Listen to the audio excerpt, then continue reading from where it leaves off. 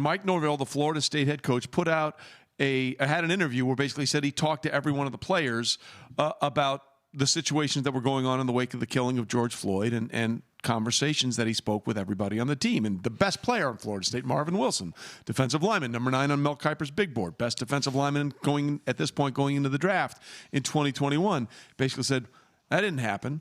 And it turns out Mike Norvell had to have a clarification. He put out a group text to everybody and said, if you want to have a conversation with me, please do. And many players did, but he said all. And that was a thing where Marvin Wilson said that did not happen. Well, since that time, the team and Coach Norvell had a meeting, and Marvin Wilson said, I said what I had to say, and I feel good about it. And we're all on the same page moving forward. Well, Marvin Wilson was a guest on Packer and Durham this morning and talked about the events of last week that led to a clearing of the air and Mike Norvell and the team being able to move forward. As a team, a couple guys that was going back and forth, DM each other about different things like that. And we met as a team on a group chat, and some of us like, who's going to say it? And I was like, I'll be the one, since I'm the leader of the team. I'll be the one to speak on it, and that's what happened. That night I didn't get any sleep. My phone went off the charts. I was up all night, people calling me, trying to figure out what's happening and stuff like that, but I really wanted to keep everything in-house. I took the stands publicly, but behind the scenes I kept everything between Florida State and this team. And so that morning, Coach Norvell called me. A couple guys at my house already that came over early on the morning to see how I was going to handle this situation going forward. We talk like grown men.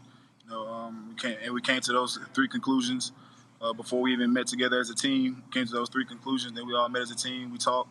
It was a great talk. Now we're moving forward. And the stand that I took was never to be disrespectful to Coach Norvell or anything, but it was the stand that we all can be on one accord moving forward.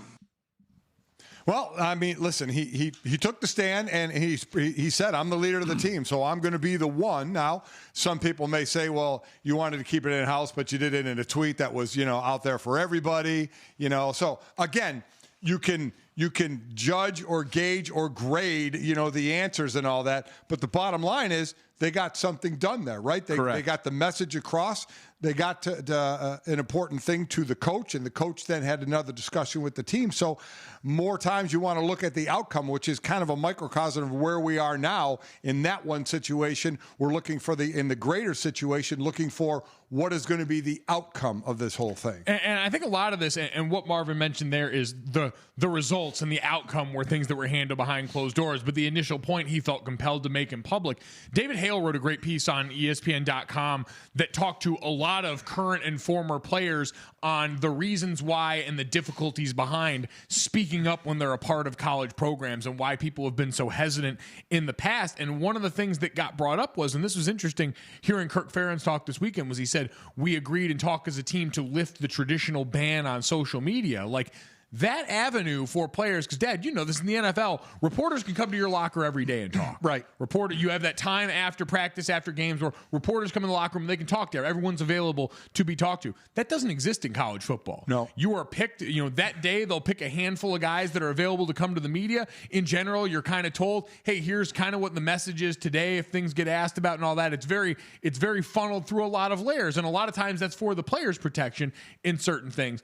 But it doesn't give them a ton of place to voice their opinions on things. Social media has become that place, and as guys have grown up seeing athletes that they watch and idolize voice their opinions on big stages, and simultaneously been handed the keys to something like social media, which is this platform that they're comfortable on because they've had it from a young age, it's created this space now where they look and saying, all right, well, the traditional outlet in college football won't give us a chance to necessarily be heard in the ways that we want to or feel are necessary anymore. Let's go this route. Listen, it is something as a 57-year-old who did it one way years ago is learning now. I fully admit that, learning the social media way of Marvin Wilson, putting the coach publicly on blast like that. Then I love the fact that they had the conversation, just the coach and Marvin, about what they were going to discuss and talk about even before the team meeting. That's, old dog can learn new tricks. I've learned some way of the way we did business early on, but I see with this generation and how they can use social media for, to get an advantage, to gain what they're trying to gain. And I see how it can work. I'm not saying in every situation it's perfect, but in some situations it can really work and spark and start conversation. I completely see that. And it's something where I was the old school of you don't want to blast this out publicly to see where the benefits can come from that. Look, the most important thing about the Florida State thing from a logistical standpoint was that none of these players were recruited by Mike Norvell. And he was replacing Willie Taggart, an African-American coach who was fired. And so, as you just say, Junior, all the time, trust is gained in drops and lost in buckets. For Mike Norvell, for players he didn't recruit. Those weren't his guys. That's why this meeting was so significant for them to come to some sort of understanding pretty quickly. Absolutely. Listen, I was part of a coaching change, and we didn't have to deal with all the things that everyone is dealing with now. But I only say that as in the midst of a coaching change, that foundation that you lay is important. And that's why people always say when you look back on a program and the success they might have in year 2 or 3, it's because of what everyone in years 1 and 2 went through and did and started, all right, this is the way that we're going to do things. And that begins with trust between, a lot of times, your new head coach and the best players on the team, the leaders on the team, who are going to tell the rest of the locker room, this is how we do business. The best teams are always player-led. And so if you're a coach, you've got to start with that. Mike Norvell has come into this at a time where this is the biggest issue in the country, in a lot of cases in the world right now. And so how you address that with your players and what your best players are taking from that, it's never been more important. Absolutely. So once again, kudos to Marvin for understanding how we can make sure his message get across, and kudos to Mike Norvell for making sure he heard it.